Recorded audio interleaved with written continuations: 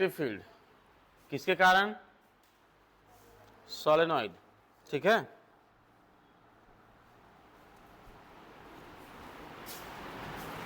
Topic है magnetic field intensity. ठीक है, due to a current carrying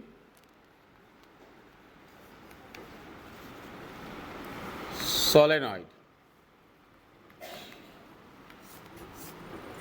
ठीक है, क्या बोलते हैं इसको? परिनालिका। जब कोई परी नाली में गिर जाए तो उस परी को क्या बोलोगे? परिनालिका। क्या बोलोगे? परिनालिका। ठीक है, तो तुम में से कितनी परियां हैं जो नाली का है, तो आज उसका मैग्नेटिक फील्ड निकालते हैं। ठीक है ना? तू अकेले क्यों बैठती है? कोई दोस्त नहीं तेरा यहाँ पे? सब तो दुश्मन है क्या रे? दुश्मन न करे। सच बता, कौन तेरे अच्छे दोस्त कौन है इसमें से? बेस्ट फ्रेंड जो बोलते हैं।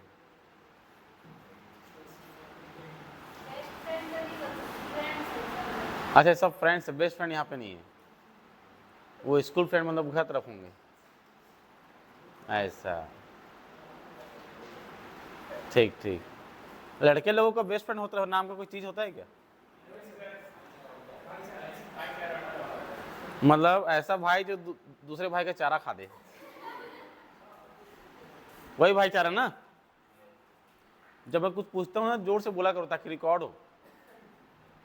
समझ गए? हाँ, ये हुई ना बात। देखना, लास्ट हम यस सर बोले थे ना एक तो कल वाला, उसमें वो आवाज बस आया है। नहीं तो फिर वीडियो में ऐसा लगता है कि मैं ही बोल रहा हूँ, मैं ही पूछ रहा हूँ। तो लड़के लोग तो बहुत ज़्यादा समझ रहे हो ना, इन लोग का दोस्ती ही अलग है। मतलब दोस्ती नहीं पता है दोस्ती है कि क्या है, समझ नहीं आता है। कभी दोस्त बोल देंगे, कभी कुछ और बोल देंगे, कहीं मार पीट के एक कर देंगे, फिर दूसरे दिन जाकर फिर मिल लेंगे। समझ ही नहीं आता है क्या दोस्ती है। चल, तो परिनालिका हम लोग क्या निकालेंगे? Magnetic field intensity. बायो-सेवर्ट के लॉ चल रहा है, तो बायो-सेवर्ट के नियम से निकालते हैं। बायो-सेवर्ट के नियम से निकालोगे, थोड़ा सा सुनो रे, बायो-सेवर्ट के नियम से निकालोगे डिफिकल्ट हो जाएगा। तो सबसे पहला रूल क्या है कि तुम फोकस्ड रहो, सिर्फ मेरे को देखना। समझ रहे हो? सिर्फ मुझे देखना, मैं जो बोल रहा हूँ वही सुनना। आजू बाजू कौन क्या बोल रहा है उसे कोई मतलब नहीं होना चाहिए। ठीक है, क्लियर? तो पहले डायग्राम में समझा देता हूँ, है ना, कि एक्चुअल में मूस परिनालिका में क्या क्या हो रहा है, कहाँ मैग्नेटिक फील्ड होगा, फिर उसको कैसे फाइंड आउट करेंगे उसको बाद में बताएंगे। ठीक है, पहले डायग्राम को समझ लेते हैं, जो कि हमारा मेन उद्देश्य वही रहता है। और डायग्राम समझ जाते हैं तो ऐसा लगता है ना कि आधा क्वेश्चन समझ गए, है ना। तो देखो, ये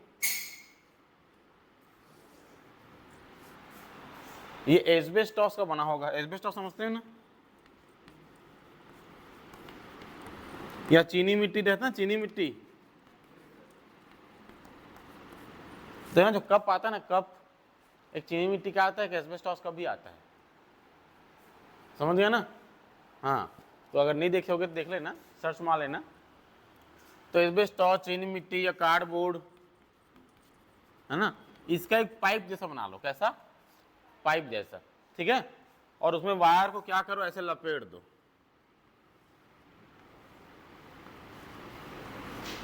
लपटा गया, ठीक है ना। जब लपटा जाए तो ये बन गया सोलेनॉइड। लेकिन कौन सोलेनॉइड होना चाहिए? Current carrying. तो क्या करेंगे? करंट फ्लो करा देंगे, ऐसे घूमता हुआ दिखेगा। सही बात है कि नहीं? क्लियर है? ये समझ में आ रहा है? तो ये हो गया सोलेनॉइड। अब ये तुमको बताया था ऐसा वाला, तो ऐसा घूम रहा है ना, देखो ऐसा। तो सेंटर में क्या होगा? इस सेंटर में मैग्नेटिक फील्ड होगा। होगा नहीं होगा? इसका मतलब मैं अगर मैग्नेटिक फील्ड फाइंड आउट करूंगा, हैं, जब मैग्नेटिक फील्ड फाइंड आउट करूंगा तो बीच में ही फाइंड आउट करूंगा, क्योंकि इसके बाहर में कोई मैग्नेटिक फील्ड नहीं होगा। क्लियर है? जब एम्पियर के लॉ से हम सॉल्व करते हैं ना, तो बाहर वाला और अंदर वाला ऐसे उसके कुछ कंडीशंस के हिसाब से सॉल्व करते हैं। तो यहाँ कंडीशन के पहले मैं तुमको बता दे रहा हूँ कि बाहर में मैग्नेटिक फील्ड क्या होता है, 0। ठीक है ना? तो अब यहीं कहीं हम निकालेंगे, कोई भी एक पॉइंट ऐसे ले लूंगा। क्लियर बात है? और इसको मैं नाम दे दूंगा एक्स वाई, इसका छोर है। ठीक है? और इसका कोई ना कोई रेडियस होगा आर, होगा नहीं होगा रेडियस? बात समझ में आ रहा है? अब प्रॉपर डायग्राम बना रहा हूँ, ये तुमको दिखाने के लिए ऐसा दिखता है।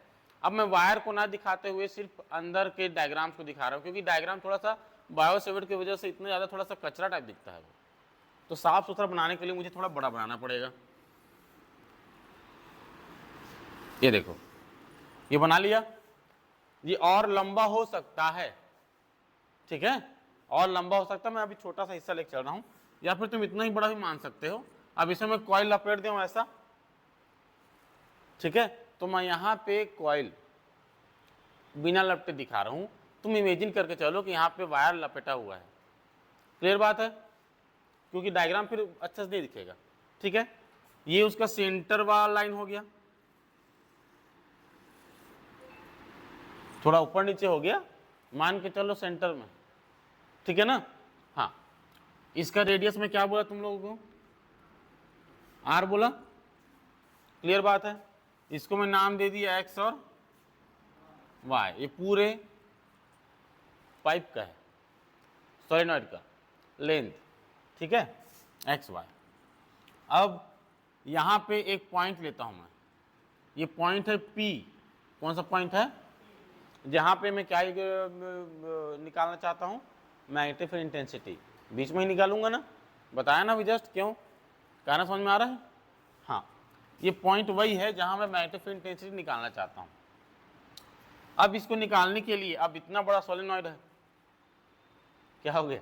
ये फिर हंस रही है, आज फिर शिमला मिर्ची खा के आई है।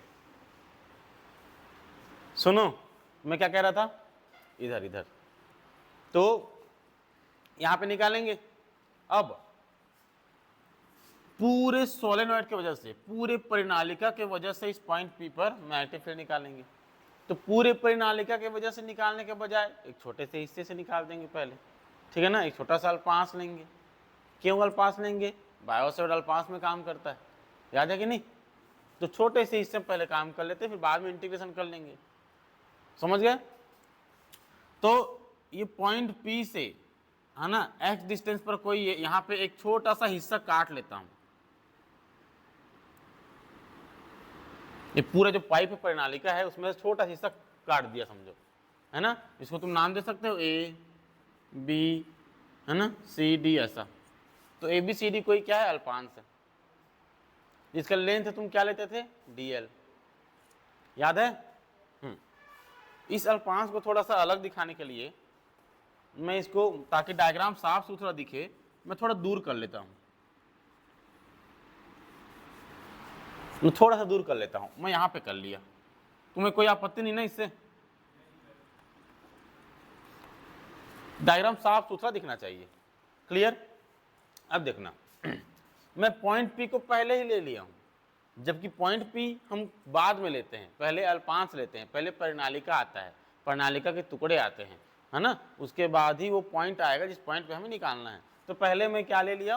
वो अल्पांश ले लिया एक। अब इससे एक्स डिस्टेंस पर, कितने डिस्टेंस पर? एक्स डिस्टेंस पर एक पॉइंट लेते हैं। ये पूरा अल्पांश है ना, ठीक है, एक्स। तो यहां से यहां तक का डिस्टेंस कितना हो जाएगा? एक्स। एक्स डिस्टेंस पर एक पॉइंट पी है। क्या ये उसी तरह नहीं, तुमको नहीं दिखाई दे रहा है जैसा हम लोग कल पढ़े थे? ये था कुंडली। क्योंकि अगर मैं इस परिनालिका में कहीं भी छोटा सा कोई हिस्सा काटूंगा तो वो कुंडली जैसा दिखेगा ना, कॉइल तो बस दिखेगा ना, कल वाला क्वेश्चन जैसा नहीं हो जाएगा जिसके यहाँ पॉइंट पी मानने थे एक्स डिस्टेंस पर। याद आया? नहीं याद आया? ऐसे होगा ना? तो वैसे ही ये एक्चुअल में ये गोल है ना, एक्चुअल में ये गोल है। तो गोल के देखो एक्सिस पर निकाल रहे हैं अपन, ठीक है? बात ध्यान से सुनते जाओ, बस जो जो बातें तुमको याद होनी चाहिए, है ना, वो चीज़ें तुम्हारे दिमाग में डाल रहा हूँ, ताकि उस सारे चीज़ों को जब उपयोग करूंगा मैं सॉल्यूशन में, तो तुम थोड़ा सा है ना, उस समय अपने फोकस से पढ़ सको, क्योंकि थोड़ा सा दिक्कत इसमें यही है कि डायग्राम समझ में नहीं आते हैं। ध्यान से देखते रहो। ये x हो गया, अभी ये x है तो इसका मैं मोटाई को क्या मान लूँ, dx मान लेता हूँ, dx। कोई दिक्कत नहीं है, ठीक है। इसकी मोटाई कितनी है, dx, ठीक है, और ये x। क्लियर बात है, कोई दिक्कत नहीं, ठीक है। अब इस अल्पांश से, याद है ना, यहाँ पे छोटा हिस्सा लिए थे, ये भी अल्पांश लिए थे, और यहाँ से इसका डिस्टेंस को y माने थे, और रेडियस क्या था, r, याद आया। तो ये रेडियस कितना है, r, मतलब ये भी r है, ये भी r है कि नहीं है ना। और इस अल्पांश से, अल्पांश मतलब अल्पांश के सेंटर से डिस्टेंस x था, है कि नहीं है, और अल्पांश से डिस्टेंस y था, ये अल्पांश है, यहाँ से डिस्टेंस में कैसे कर लूँगा, ऐसे मिला लूँगा, ये कितना हो जाएगा, y। समझे कि नहीं, सेम है। अब यहाँ पे चूंकि ये जो कॉइल था वो मतलब एक ही कॉइल दिखा रहा था मैं, बाद में नंबर ऑफ n कॉइल्स हम लोग जोड़े थे, याद है। जब एक ही कॉइल हो, एक ही अगर कॉइल है तो a से भी p का डिस्टेंस y, b से भी p का डिस्टेंस y। लेकिन अगर यही जो गोला है, इस सर्कल ऐसे मानो, इसकी मोटाई बढ़ जाए तो सामने वाला हिस्सा से p का डिस्टेंस और पीछे वाले हिस्से से p का डिस्टेंस अलग अलग होगा, नहीं होगा। तो ये देखो, a से p का डिस्टेंस और b से p का डिस्टेंस कुछ ना कुछ होगा, नहीं होगा, अलग अलग। सही बात है कि नहीं, कोई दिक्कत इसमें नहीं है। अच्छा, डिफरेंस कितने का है कैसे मालूम चलेगा, मैं a से, मतलब ये a से bp पर क्या करूंगा, एक परपेंडिकुलर खींच दूंगा, ठीक है।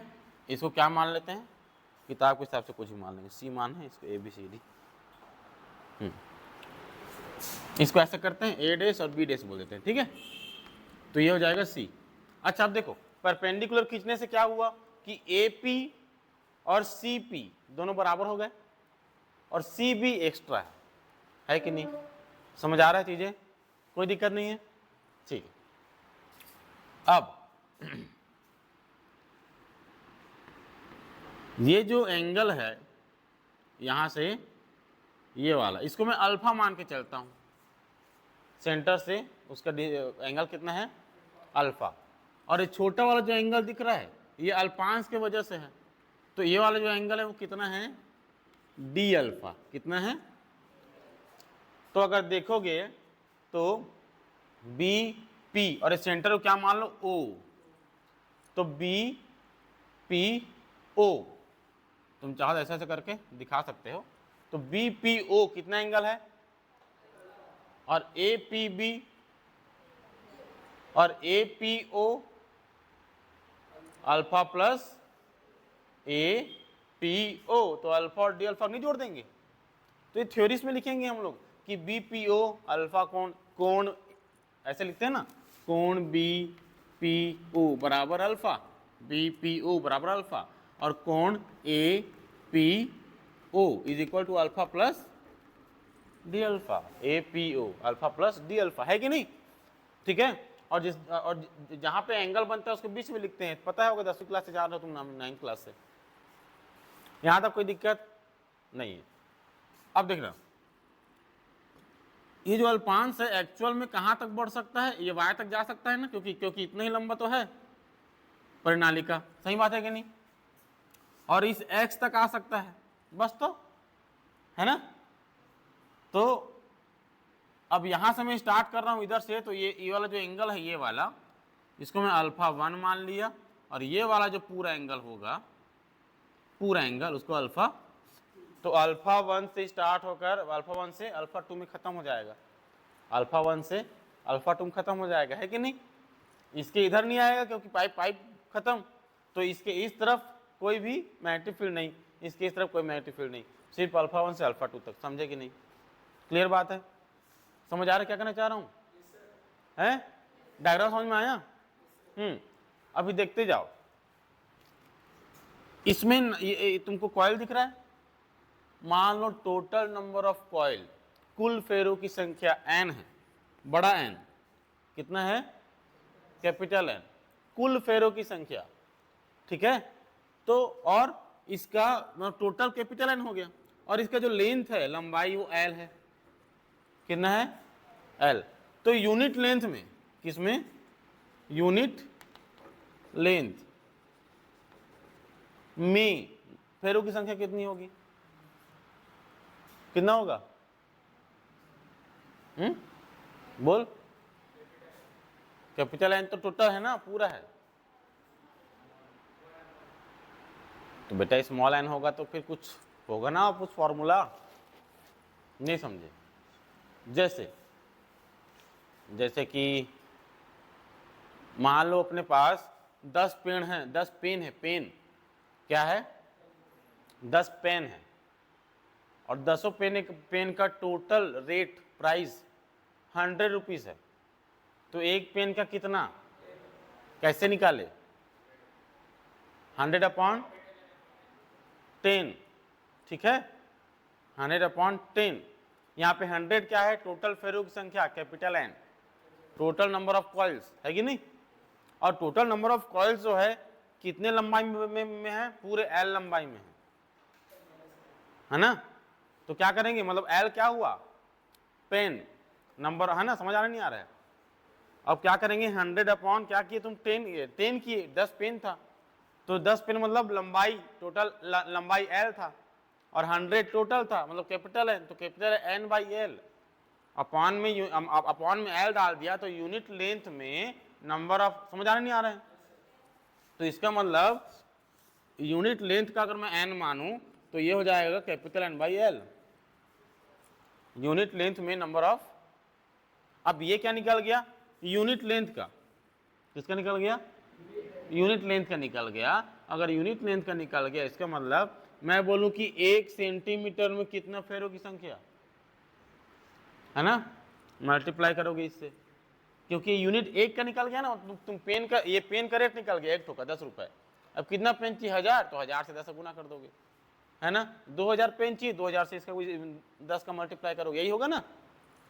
तो वैसे ही मैं जितना लंबा यहाँ पे लूंगा, जितना भी लेंथ है ना, जितना मुझे जानना होगा कि उतने लेंथ में कितने कॉइल्स होंगे, उतना को इससे मल्टीप्लाई कर दूंगा। जैसे कि यहाँ पे देखो, मैं जो एलिमेंट लिया हूँ, अल्पांश लिया हूँ, उसकी मोटाई कितनी है? dx है कि नहीं है? dx है ना, तो dx से मल्टीप्लाई कर दूंगा, इसको कर दूंगा, तो क्या निकल जाएगा? इतने मोटाई पर, मतलब इतने जगह पर नंबर ऑफ कॉइल्स कितने हैं, ये निकल जाएगा। समझे नहीं समझे? कोई दिक्कत? डायग्राम पूरा समझ गए? पूरा, किसी प्रकार का कोई दिक्कत नहीं है? पक्का? अब मैं मिटा रहा हूं, हैं? क्या मिटाने वाला हूं? इसको मिटाऊंगा, बस ये चलेगा हमारे साथ, ठीक है?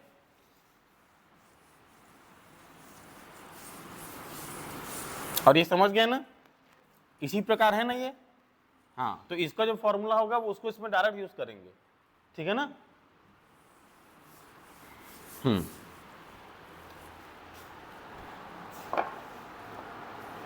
चलो अब सुनो,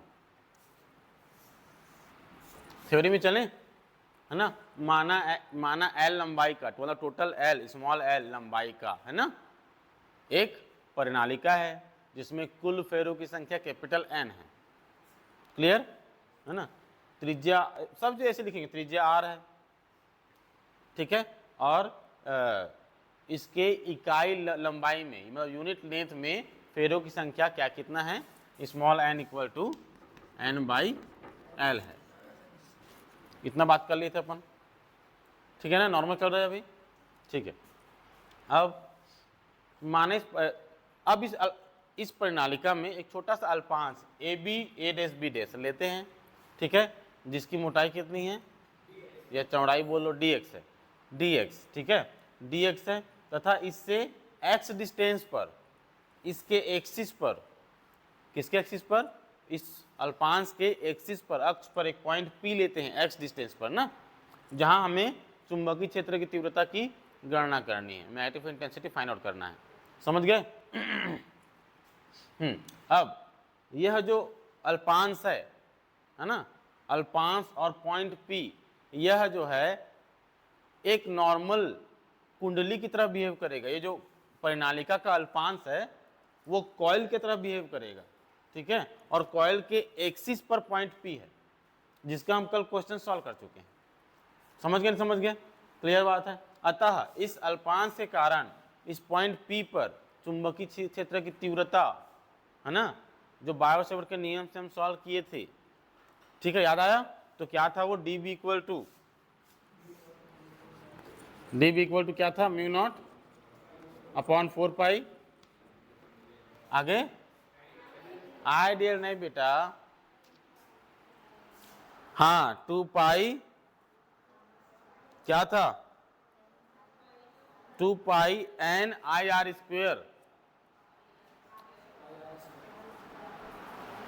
है, हाँ 2 pi N I R square upon R square plus X square power 3/2, यही था ना, ऐसा था, mu nought by 4 pi 2 pi N I R square upon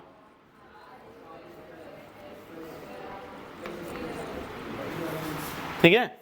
ये n क्या है, नंबर ऑफ कॉइल्स, हमारे पास क्या है, अल्पांश ए बी, है ना, तो अल्पांश ए बी के पास, ठीक है, अल्पांश जो ए बी है ये वाला, इसके पास टोटल नंबर ऑफ कॉइल्स कितने हैं,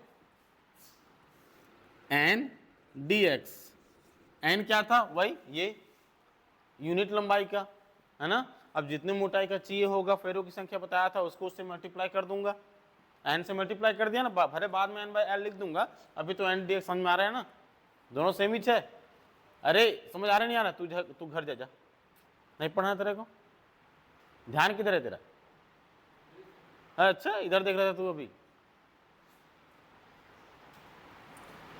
क्या बोला मैं, ये यूनिट लेंथ का नंबर ऑफ कॉइल्स है, इकाई लंबाई में कुल फेरों की संख्या, ठीक है, तो हमारे पास लंबाई कितना है dx, तो dx लंबाई में फेरों की संख्या कितना हो जाएगा, इससे उसका मल्टीप्लाई n dx, तो यहाँ पे n बस नहीं आएगा, ये फेरों की संख्या है, कल जो हम लोग सॉल्व किए थे क्वेश्चन एक्सिस वाला, है ना, कॉइल के एक्सिस पर, उसमें कुल फेरों की संख्या n लिए थे, यहाँ हम अल्पांश के कारण निकाल रहे हैं, तो अल्पांश में कुल फेरों की संख्या n dx होगा ना, तो ये n नहीं रहेगा, n का जगह क्या रहेगा, n dx, समझे नहीं समझे,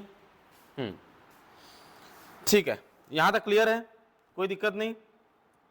अब यहीं पे हमको अब जितने वैल्यूज आपको दिख रहे हैं उन सभी वैल्यूज को यहाँ पुट करेंगे, है ना, देखते जाओ, अब इसको बस वो मान लो टेस्ला, है ना, और इसको यूनिट फर्स्ट मान लो, सॉरी इक्वेशन फर्स्ट, अब आगे सॉल्यूशन करते हैं, है ना, अब डायग्राम का मैं उपयोग करूंगा, ठीक है, देखते जाओ उधर, ये कितना एंगल है, डी अल्फा, तुमको ट्रायंगल दिख रहा है ए पी सी, दिख रहा है ना, हाँ, इस ए पी सी में कौन सा लंब है, ये ए सी, मुझे ए सी का मान निकालना है, किसका वैल्यू निकालना है, ए सी का वैल्यू निकालना है, बताओ कैसे करूं,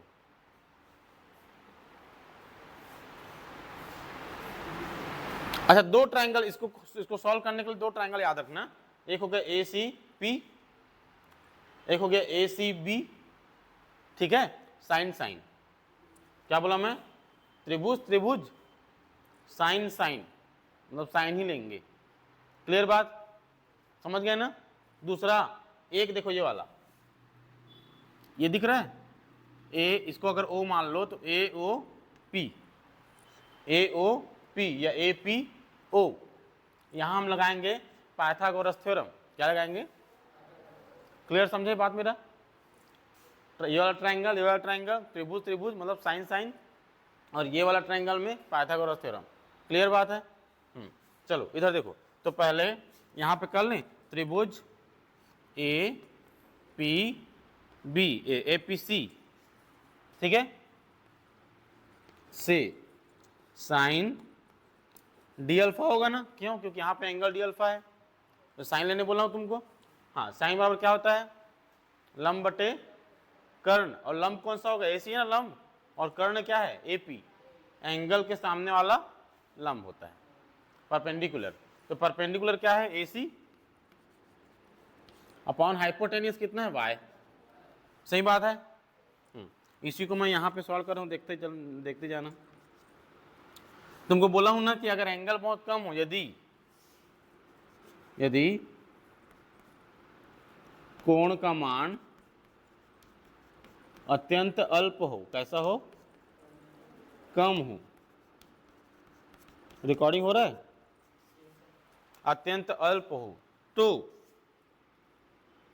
साइन थीटा लगभग बराबर होता है थीटा के। ये फॉर्मूला सुने हो ना, ठीक है। तो साइन डी अल्फा की जगह मैं क्या लिख दूंगा, डी अल्फा, क्योंकि डी अल्फा बहुत छोटा सा हिस्सा है, अल्पांश है, ये बहुत छोटा हो सकता है। तो जब एंगल जब छोटा हो तब साइन थीटा को हम थीटा ही लिखते हैं। तो साइन डी अल्फा को हम क्या लिखेंगे, डी अल्फा, क्योंकि साइन थीटा और थीटा दोनों वैल्यू जो है लगभग लगभग बराबर दिखती है। समझ गए ना। तो ये कैसा हो जाएगा, साइन डी अल्फा जो है वो हो जाएगा डी अल्फा होगा, और ये ए सी अपॉन वाई। तो यहीं पे आगे देखो, ये ए सी और ये वाई आ जाएगा इधर, तो ए सी की वैल्यू निकल जाएगा वाई डी अल्फा। समझे नहीं समझे, समझे कि नहीं, इतना क्लियर है, पक्का। हाँ, आगे बढ़ते हैं। पहला त्रिभुज काम खत्म हुआ, अब बचा दूसरा त्रिभुज, ठीक है। तो यहां लिखेंगे अब ट्रायंगल, कौन सा, ए बी सी। अब देखो ट्रायंगल एबीसी में कोई एंगल दिख रहा है क्या, यहाँ पे नहीं दिख रहा है, दिख रहा है क्या, नहीं। यहाँ पे तुम ध्यान से देखना। अच्छा, तुमको एक चीज मालूम है कि अगर जितना एंगल ये होगा उतना ही एंगल ये होगा, पता है नहीं पता है, पता है ना। तो इसको देखो, ये लाइन है, ये लाइन,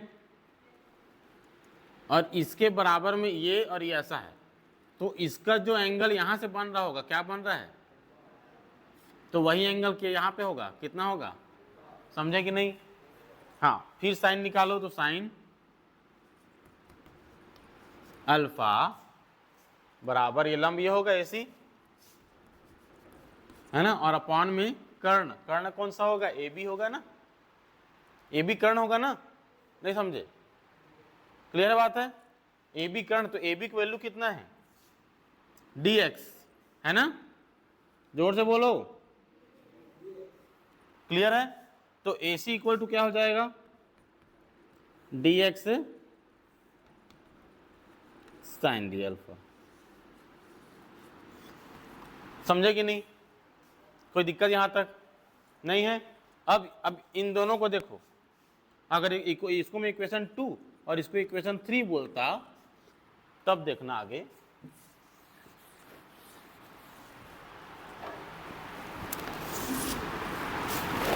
समीकरण 2 व 3 से क्या हो जाएगा, इस ए सी की जगह हम इसको लाकर रख दूं, या इस ए सी की जगह हम इसको लाकर रख दूं, मतलब एक ही है। तो इसको मैं यहां पे रख देता हूं, तो क्या हो जाएगा, Y D alpha is equal to D X sine alpha. तो क्या हो जाएगा, Y D alpha upon D X is equal to sine alpha. समझ आया कि नहीं, समझे कि नहीं, समझे कि नहीं। अगर एम्पियर के सर्कुलर लॉ, मतलब एम्पियर के परिपथी नियम से सॉल्व करते हैं ना, तो अभी तक 2 बार सॉल्व हो चुका होता है, यही क्वेश्चन, समझ गया, 2 बार सॉल्व कर चुका होता। तो बायो सेवर थोड़ा सा इसको डिफिकल्ट कर देता है।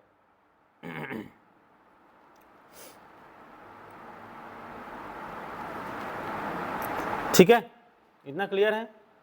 तो दोनों त्रिभुज काम खत्म हुआ, अब तीसरा त्रिभुज बोला हूं मैं, तीसरा में चलते हैं। कौन सा था तीसरा, एपीओ।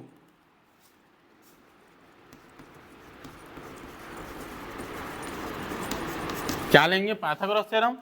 तो एपीओ में देखो, कर्ण में कौन है, वाई स्क्वायर है, सही बात है कि नहीं, है ना, और लंब में कौन है, आर है ना, आर होगा नहीं होगा, समझ आ रहा है कि नहीं, प्लस, और बेस में कौन है, क्लियर है ना, कोई दिक्कत नहीं है, पक्का। हाँ, तो y बराबर क्या हो जाएगा, R square plus X square की पावर में 1/2, ठीक है। अब दोनों तरफ क्यूब का मल्टीप्लाई कर दो, क्यूब क्यों, हाँ, दोनों तरफ 3 का मल्टीप्लाई कर दो, y cube is equal to होगा नहीं होगा ऐसे? अब ऐसा क्यों क्यों मैं, क्योंकि ये देखो 3/2 है, इसका वैल्यू निकालना चाह रहा था मैं, सीधा उसके जगह क्या लिख दूंगा, y3। समझे कि नहीं? तीनों काम खत्म हुआ।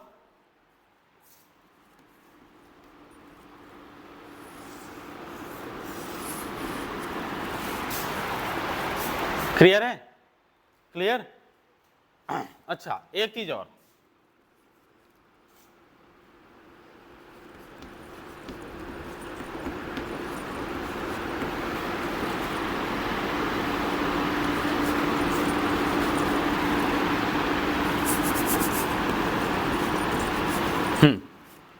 अब इसी त्रिभुज को दोबारा देखो, ए पी ओ को यहां भी साइन लो, ठीक है?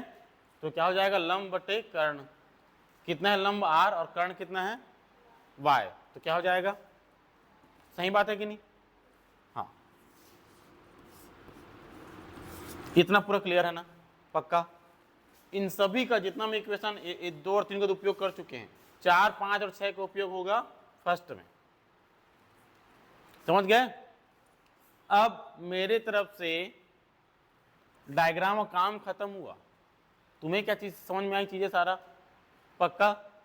हाँ, अब देखना, एक चीज डायग्राम के बारे में और बोल रहा हूं, फिर मैं डायग्राम मिटा दूंगा, और मिटा दूंगा फिर बाद में दिखाने को नहीं मिलेगा। तो अभी देख लो, जब मैं टोटल मैग्नेटिक फील्ड निकालूंगा, कुल चुंबकीय क्षेत्र, तो मैं समाकलन करूंगा किसका, डीबी का। तो समाकलन करूंगा तो उसका लिमिट होगा यहां से यहां तक। यहाँ एक्चुअल में लिमिट कहां से कहां तक है, यहां से यहां तक है कि नहीं? तो ये एक्चुअल में क्या है, α1 है ना? और ये एक्चुअल में क्या है, α2 है। तो मैं इंटीग्रेशन कहां से कहां करूंगा, α1 से। समझ आ गया नहीं आ गया? ठीक है, इतना पूरा क्लियर है? मिटा दूं? चलो,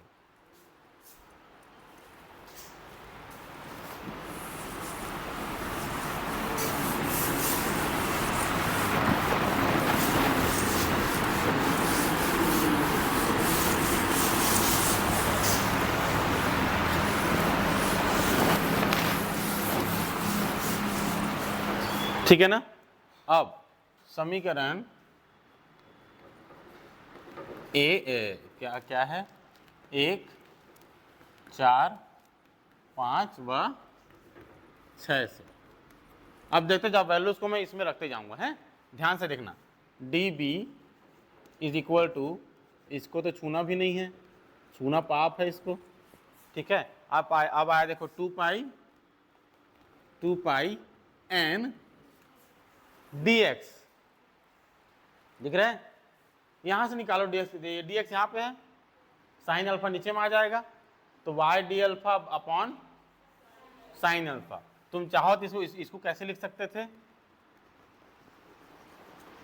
ये dx को यहीं छोड़ देते और साइन अल्फा को नीचे ले आते, है कि नहीं? तो इस dx की जगह मैं क्या लिख दूंगा, y डी अल्फा और अपॉन में साइन अल्फा, ठीक है? तो साइन अल्फा में बाद में लिख दूंगा अभी, है ना? आगे क्या है देखो, i और r का स्क्वायर, ठीक है? अपॉन में, है ना, क्या आएगा बोले थे हम लोग, साइन अल्फा, ठीक है ना? अब बच गया ये, इसका वैल्यू देखो क्या है, 5 बोल रहा हूँ, y3, तुम लोग 5 बोल रहे हो, सही बात है कि नहीं? अरे यार, ठीक है, समझ गए? यहां तक प्रॉब्लम बताओ मेरे को, नहीं है? सब वैल्यू पुट कर दिए, पक्का? ठीक है, ये मिटा रहा हूं ना मैं। अब देखना इसी को, μ0 अपॉन 4 पाई 2 पाई n, ये i अपॉन में y का 2 पाई n i अपॉन में y का क्यूब, नहीं एक y काट दूं क्या, ये ऐसा हो जाएगा, तो यहाँ पे क्या बचा है, y का, सही बात है कि नहीं? तो 2 पाई n i अपॉन में y का स्क्वायर इनटू, यहाँ पे क्या है, आर स्क्वायर ना, ऐसा करो, ये y स्क्वायर को ऐसा कर लो, R square upon Y square, clear है ना? 2 पाई n i, क्लियर? ठीक है, R square by Y square, ठीक है, हाँ, इंटू 1/sin अल्फा, इतना ही है कि नहीं, इतना ही है ना, पक्का। हाँ, अब इसको देखो, r/y का वैल्यू क्या होता है, क्या हो गया, गलत लिख दिया हूं, हाँ यही तो मैं चेक करना चाह रहा था तुम लोगों से, ध्यान दे रहे हो कि नहीं कर रहे, मेरे क्या कमजोर समझते हो। इधर देखो, इधर देखना, या उल्टा मिटा दिया मैं, क्योंकि r/y का वैल्यू क्या है, साइन अल्फा है कि नहीं है, वो दिख रहा है ना, इसलिए क्या हो जाएगा, dB का value μ0/4π into 2πni into r/y की जगह साइन, मतलब साइन स्क्वायर होगा, साइन स्क्वायर अल्फा, ठीक है, ये साइन अल्फा है ना, उसको यहाँ डाल दिया हूँ, ठीक है, और क्या बच गया, डी अल्फा, सही है कि नहीं, एक साइन और एक साइन कटा, समझ गया ना।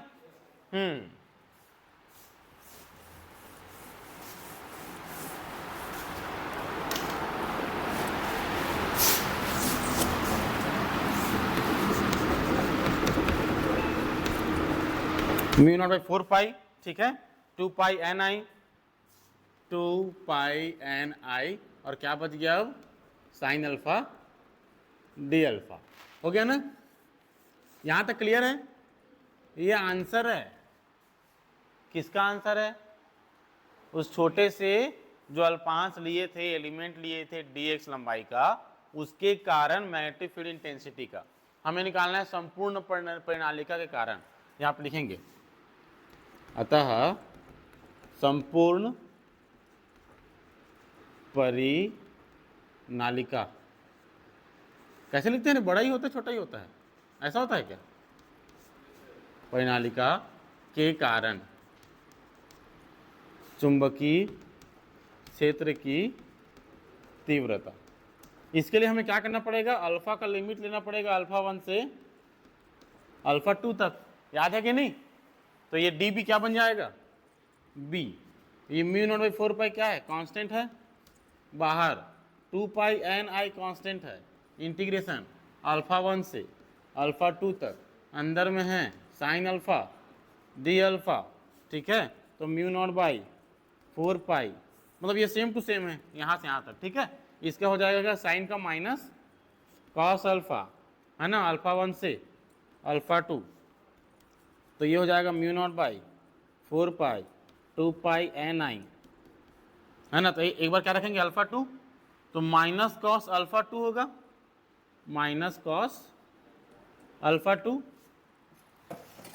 समझे कि नहीं समझे, हाँ, और अल्फा 1 जब रखूंगा तो माइनस करके रखूंगा, तो माइनस माइनस प्लस हो जाएगा, प्लस कॉस अल्फा 1, समझे कि नहीं,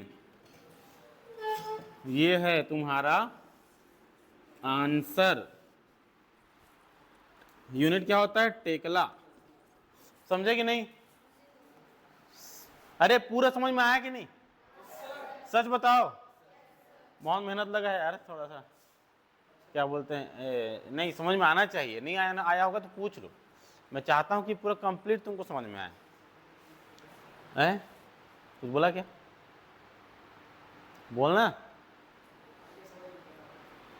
अच्छा, हाँ चलो सुनो, इतने यहां तक क्लियर है,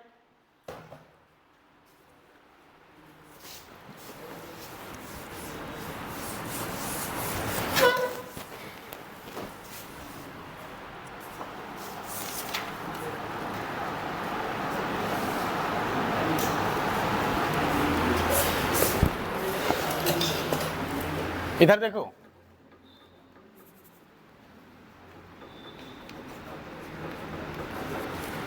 सुनो, यदि परिनालिका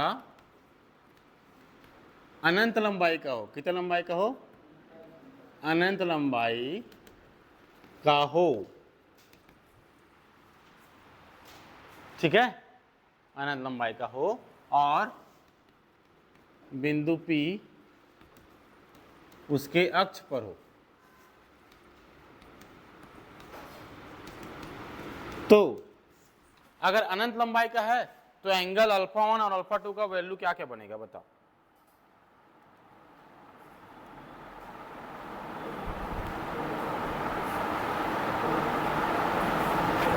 बोलो।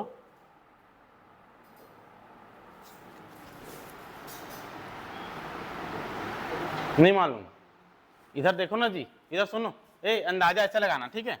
ये ऐसा था, ये ऐसा था, ये यहाँ पॉइंट P था, ये वाला था अल्फा 1, याद है, और ये वाला यहाँ से लेकर यहाँ तक था।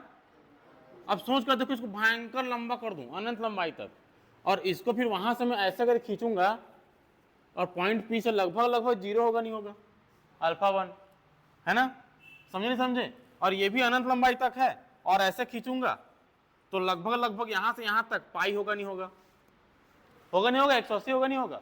तो अल्फा 1 का वैल्यू कितना हो जाएगा, 0, और अल्फा 2 का वैल्यू क्या हो जाएगा, पाई। समझ गए। अब इसी वैल्यू यहाँ पे रखोगे तो देखो cos 0 का वैल्यू 1 और cos पाई का वैल्यू -1, तो माइनस माइनस प्लस हो जाएगा, तो 1 + 1 कितना हो जाएगा, 2, तो 2 क्या आ जाएगा सामने 4 में, और 4 और पाई इसके साथ कट जाएगा, आंसर आ जाएगा μ0 ni, है ना। तो क्या है आंसर, मैं यही शॉर्ट में लिख दे रहा हूं, तुम लोग अच्छे से बना लेना। ये समझ आया नहीं आया, क्लियर बात है। Second condition, same to same condition, बस पॉइंट P जो है, बिंदु P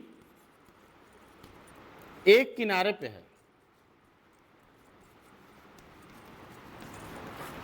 मतलब अंदर में ना होकर कि उसके परिणालिका के एक तो किनारे पे है, लंबाई अनंत है लेकिन एकदम किनारे पे है, तब क्या हो जाएगा, एक तरफ किनारे में है। तो देखो ये पॉइंट P जो यहाँ पे है उसको यहाँ पे रख लो, किनारे पे रख लिए, तो यहाँ से ये बहुत अनंत लंबाई का है, ऐसे खींचोगे तो 0 दिखेगा ना, तो मतलब अल्फा 1 का वैल्यू 0 है कि नहीं। और इसी पॉइंट P को ये किनारे पे है, ऐसा मिला देंगे, तो ये वाला एंगल कितना बना, 90। समझे नहीं समझे, अरे समझ आए कि नहीं। हाँ, तो cos 90, तो cos 90 रखूंगा 0, cos 90 वैल्यू 0, तो ये गायब हो गया, है ना। और यहाँ पे क्या कर देंगे, 0 रखेंगे, cos 0 वैल्यू क्या हो जाएगा, 1 हुआ, तो फिर यही आंसर है, पाई पाई कटा, 2 दूनी 4, 2 कटा, तो μ0 ni बचेगा और नीचे में 2 बचेगा, है कि नहीं, सही बात है। तो मैग्नेटिक फील्ड क्या हो जाएगा, μ0 ni/2, समझे कि नहीं। यूनिट क्या होता है, टेकला, क्लियर बात है। हाँ, अब जाकर एक क्वेश्चन खत्म होता है, समझ गए। इसका ग्राफ भी एक ठो, अगर ग्राफ बना लोगे ना तो और मजेदार चीज है, ठीक है, देख लेना घर में जाके, ठीक है। तो मैं बता दूंगा, समझ आया नहीं आया, पक्का, कोई परेशानी नहीं, इतने में बन जाएगा ना, नेक्स्ट इंटरनल एग्जाम में दूंगा तो। हाँ, तो देखो भाई, जितना पढ़ा रहा हूँ उतना पढ़ो अच्छे से, इंपॉर्टेंट क्वेश्चन है। तो और इस क्वेश्चन के आज की बात यह है कि क्या बोलते हैं, ये कभी आया भी नहीं है, कभी आया नहीं है, क्यों, क्योंकि इस क्वेश्चन को हमेशा एम्पियर के लॉ से सॉल्व किया गया है, हमेशा, चाहे कॉलेज हो चाहे स्कूल हो। ये पहली बार है जो बायो-सेवर्ट के लॉ से मैं सॉल्व कराया हूँ तुम लोगों को, मैं तुम लोगों को सॉल्व कराया हूँ, तुम लोगों को, क्योंकि अभी तक किसी भी क्लास में इसको इस बायो-सेवर्ट के लॉ से नहीं दिया गया था, समझ गए। तो फर्स्ट टाइम दिया है, तो मेरे हिसाब से तो क्वेश्चन आना चाहिए। तो समझ में आ गया तो अच्छी बात है, कल मिलते हैं फिर, ठीक है। आज के लिए इतना ही।